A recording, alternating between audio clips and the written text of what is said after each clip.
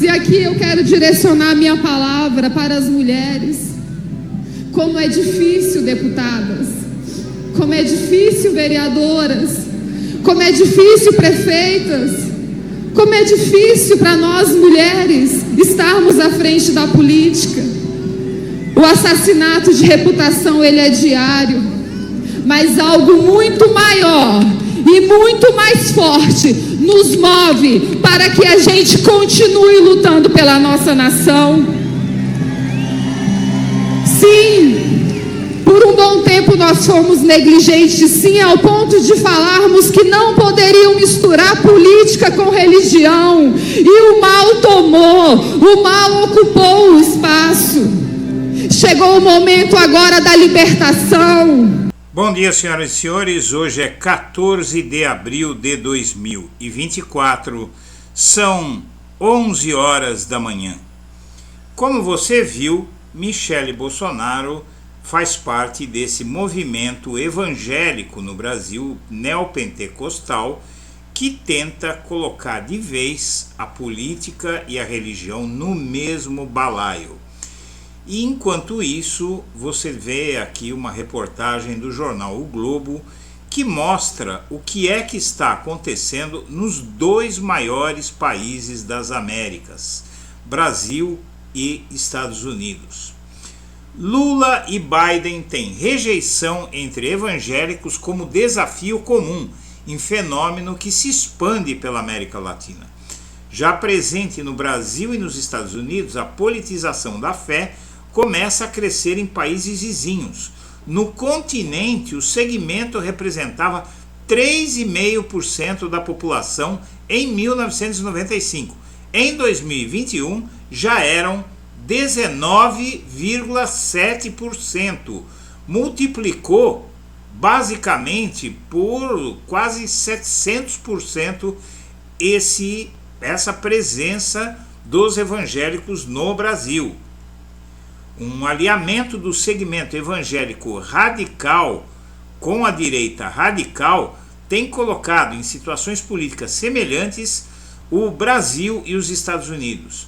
Por lá, o Joe Biden é rejeitado por 86% dos brancos evangélicos, ante a reprovação de 62% no público em geral, segundo pesquisa do Pew Research Center.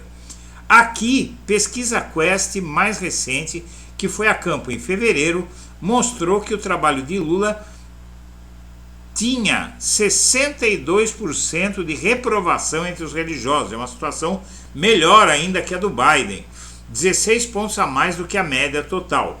O resultado alertou o governo brasileiro para a necessidade de atrair essa fatia da população, e esta semana o Planalto lançará a campanha Fé no Brasil, que, com direito à menção religiosa no nome, concentra-se em divulgar feitos da gestão petista.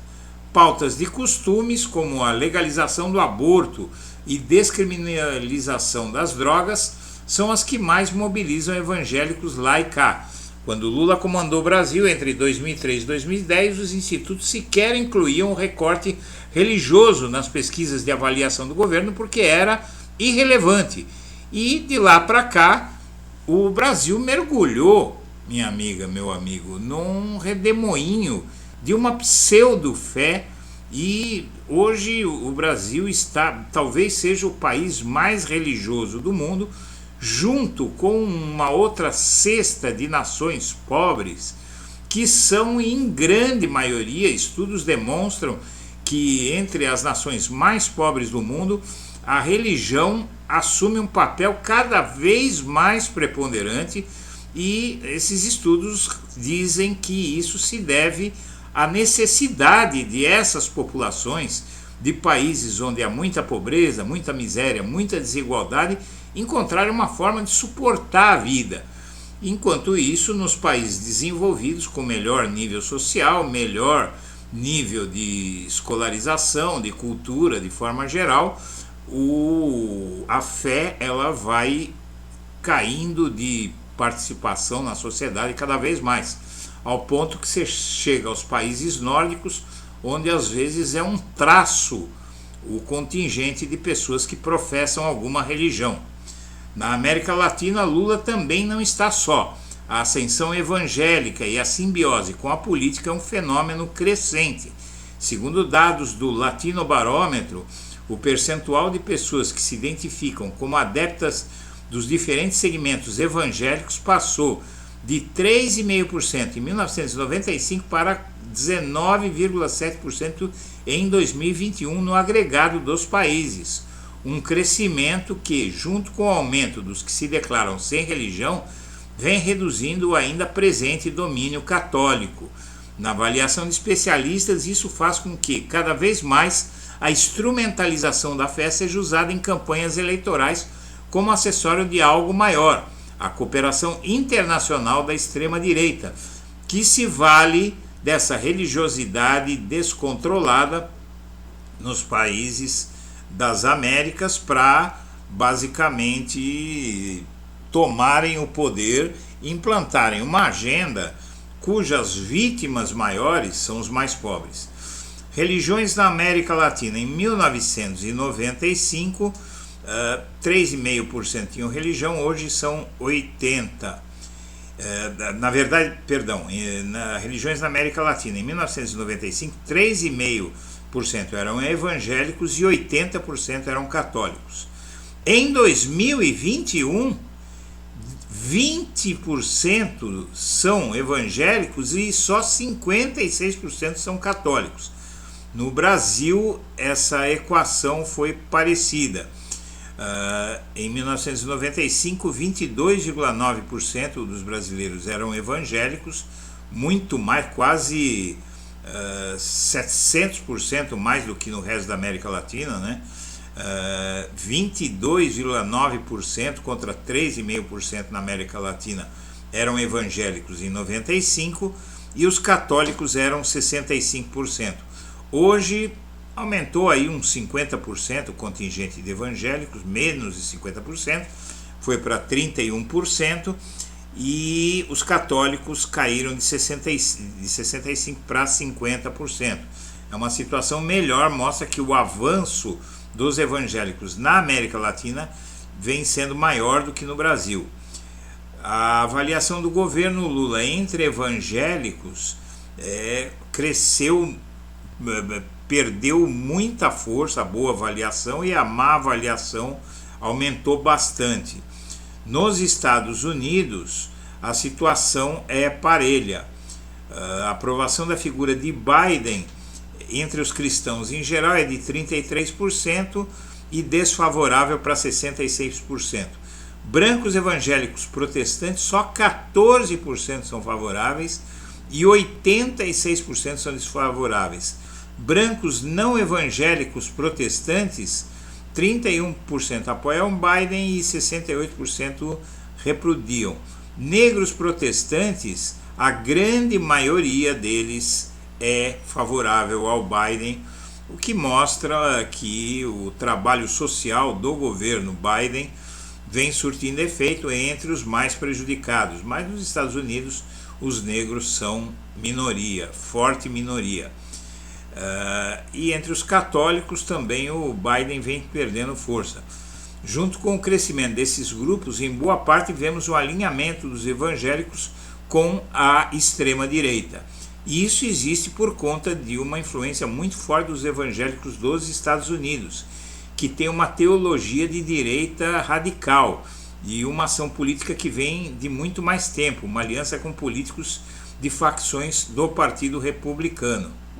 A despeito de dados detalhados de segmentos religiosos do censo de 2022 ainda não terem sido divulgados, o Datafolha estima que os evangélicos sejam mais de 30% no país, e quando o Lula assumiu em 2003 eram menos de 20%. O CEO do IPEC e do antigo IBOP, a Márcia Cavallari, diz que o recorte religioso começou a ser verificado nas eleições presidenciais de 2014, um ano que coincidentemente a Dilma teve grande dificuldade para se reeleger. De lá para cá, a religião foi se tornando uma variável cada vez mais relevante na política. Além da mudança quantitativa no Brasil, os evangélicos passaram a intensificar o processo de organização e estão se sofisticando com discursos pretensamente modernos que pregam aberrações como armamentismo, como intolerância, homofobia exacerbada, ódio a religiões afro. Tudo isso vem permeando esse espalhamento das religiões pelo país. O PT estava acostumado com um mundo evangélico menor e menos articulado nos primeiros governos. Está tomando agora um vareio da extrema-direita, que não podemos nos esquecer, esse é o mais dramático em tudo isso, que a extrema-direita é a ideologia do nazismo. E aqui no Brasil tem se fortalecido de uma maneira, e isso nos faz refletir veja bem, o mundo está caminhando para a extrema-direita. E isso se deve basicamente ao fato de que, como a desigualdade, a pobreza, a miséria e a ignorância avançam pelo mundo, as pessoas se socorrem daquilo que pode lhes fazer ver a vida como mais suportável. Sem religião, talvez até muitos criticam a religião, eu mesmo sou um crítico do excesso de religião, mas também eu fico pensando o que seria sem a religião. Talvez houvesse uma guerra civil. O evangélico é evangélico, mas também é morador de periferia, pobre, mulher. Políticas públicas que atinjam esse público podem, se o governo Lula tiver competência para fazer isso, pode fazer com que essas pessoas reflitam melhor. Mas a incitação aos evangélicos está gerando uma situação nas Américas que muito facilmente pode degringolar para uma guerra civil.